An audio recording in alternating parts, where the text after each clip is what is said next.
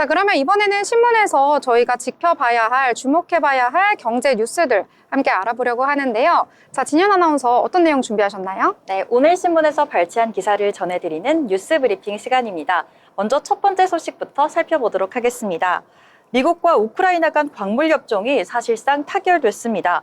원래 미국은 전쟁 기간 지원간 대가로 우크라이나 광물 확보를 5천억 원 달러 규모로 요구했으나 이번 합의에서는 그 규모가 크게 축소됐고 우크라이나에 대한 미국 안전보장 명시도 빠진 것으로 전해졌습니다. 25일 백악관 서명식에서 트럼프 대통령은 젤렌스키 대통령이 28일 미국에 방문해 서명하고 싶어 한다면서 협정 마무리를 시사했습니다. 외신 보도에 따르면 회의 중 젤렌스키 대통령이 고성을 질렀다는 일화도 전해졌는데요. 또한 우크라이나 측은 미국의 안전보장 내용이 반영되지 않았다면서 추가 논의를 예고했습니다. 우크라이나는 세계 광물 매장량의 5%를 보유하고 있지만 히토류 등 전략물자 대량 생산은 시간이 좀 더 걸릴 전망이며 히토류 매장지가 러시아 점령 지역과 겹치고 있는 점도 문제로 제기되고 있습니다. 트럼프 대통령은 러시아 히토류에도 관심을 보이며 협의 가능성을 시사했습니다. 다음으로 두 번째 소식입니다. 중국과 독일이 올해 적극적인 재정 지출 정책을 예고하며 도널드 트럼프 미국 행정부의 경제 안보 파고와 글로벌 불확실성에 대응하고 나섰습니다. 중국은 부동산 및 내수 경기 침체 극복을 위해 적극적인 재정 정책과 통화 정책 완화를 올해 정책 기조로 내세웠는데요. 시진핑 국가주석 등 중국 지도부는 지난해 말 중앙경제공작회의에서 소비 진작과 기술 혁신을 최우선 과제로 선정했으며 트럼프 2기 행정부 출범으로 인한 무역 갈등에 미리 대비하고 있습니다. 이와 관련해 중국은 다음 달 초 예정된 양회에서 재정 적자율을 GDP 대비 현재 3%에서 4%로 상향할 전망이라고 전했습니다. 또한 로이터 통신은 3조 위안, 우리 돈 약 593조 원 규모의 특별 국채 발행 계획을 보도하며 재원을 마련해 내수 경기 활성화에 힘쓸 것이라고 전했습니다. 다음 소식입니다. SK텔레콤이 스마트폰을 넘어 최초로 차량용 생성형 AI 서비스 에이다 전화를 구글의 안드로이드 오토 버전으로 출시했습니다. 이번 서비스는 운전 중에도 AI가 통화 내용을 녹음하고 요약해주는 기능을 제공해 안전한 통화 환경 조성에 기여할 것으로 기대됩니다. SK텔레콤은 자체 개발한 대형 언어 모델 A.X를 기반으로 일정 관리와 스팸 및 피싱 차단, 동시 통역 등 다양한 기능도 지원해주며 추가 기능 도입을 검토 중에 있습니다. 이번 출시로 SK텔레콤은 AI 사업 고도화를 앞두고 해외 진출과 유료화 전략을 본격화할 계획입니다. 기업용 AI 에이전트 에이다 출시를 앞두고 있고 또 해외 이용자를 겨냥한 AI 에이전트 에이터를 다음 달 북미 시장에 출시할 계획이라고 밝혔습니다. 한편 KT와 LG U+도 세계 최대 이동통신 전시회 MWC 2025를 기점으로 AI 에이전트를 중심으로 사업 확장에 나서며 글로벌 경쟁력을 한층 더 강화할 전략이라고 밝혔습니다. 다음 소식입니다.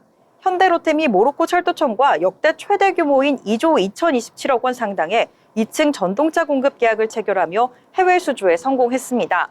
정부와 한국철도공사, 코레일 등 민관이 합심한 코레일 원팀의 성과로 평가되고 있는데요. 이번 수주는 현대로템 철도사업 단일 프로젝트 중 최대 규모를 기록했습니다. 모로코 전동차는 시속 160km급으로 카사블랑카를 중심으로 주요 지역을 연결하며 유지보수는 현대로템과 코레일이 공동협의 후 진행될 전망입니다. 전동차는 2030년 모로코 월드컵 개막에 맞춰 순차적으로 개통될 계획이라고 전했습니다. 이번 수주는 호주 및 미국 등에서 진행했던 대규모 수주 사례보다 더 큰 규모로 모로코 전동차 부품의 약 90%가 200여 개 국내 중소, 중견기업에서 공급되는 등 한국 철도의 아프리카 시장의 확대 전환점이 될 전망으로 평가받고 있습니다. 또한 박상우 국토교통부 장관, 백원국 제2차관, 그리고 외교부 등 정부 관계자들의 적극적인 지원이 큰 역할을 했다고 평가받고 있는데요. 현대로템 관계자는 민간이 합심한 결과 세계 시장에서 K철도의 경쟁력이 인정받은 사례라고 이같이 말했습니다.